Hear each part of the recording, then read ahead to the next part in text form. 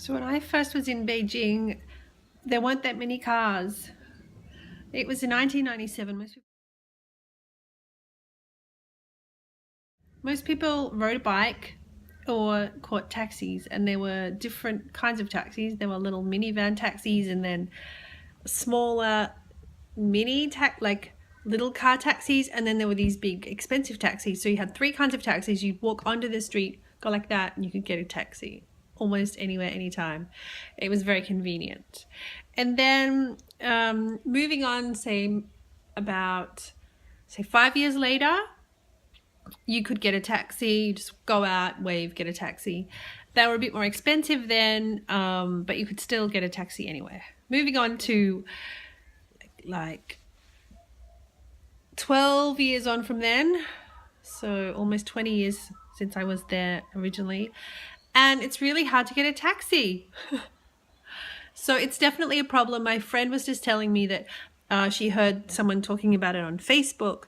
Someone was visiting Shanghai recently, and if you don't have the local taxi app or the local Uber app, which I'm guessing is in Chinese, I'm not sure if there's an English version, then you can't get a taxi. So the taxis are only picking up passengers through this app, and Uber you have to order with the app. So yes, if you're a visitor visiting Shanghai, you're going to have trouble getting a taxi. Just saying. We had trouble getting taxis in Qingdao. Part of the problem was that there were 5 of us and taxis only take 4. But leaving that aside, we finally got the app and we were connected and we could use the app. But that's only because we can use Chinese. So if you I'm not sure if there's an English version. I'm going to look into it. If you know, then let me know.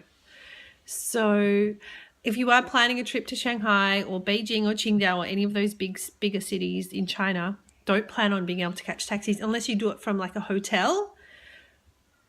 You're not likely to just walk out of your room or restaurant or hotel and be able to get one.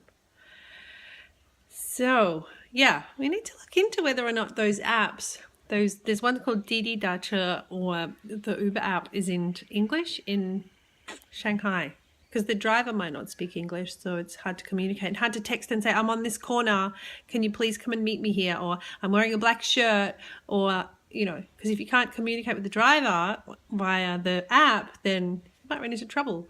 So yeah, that's my thing.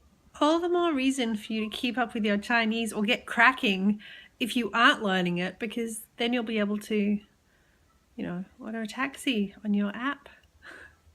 We're actually stopping over in Shanghai on our way to Qingdao, so we need to be prepared at Christmas. We're going at Christmas. And yeah, I'm going to be up in Qingdao for a few weeks in January. So if you want to hang out in China and you want someone to show you around, let me know. Please subscribe to my YouTube channel while you're here, and I'll see you next week for another episode of Studio China Chat.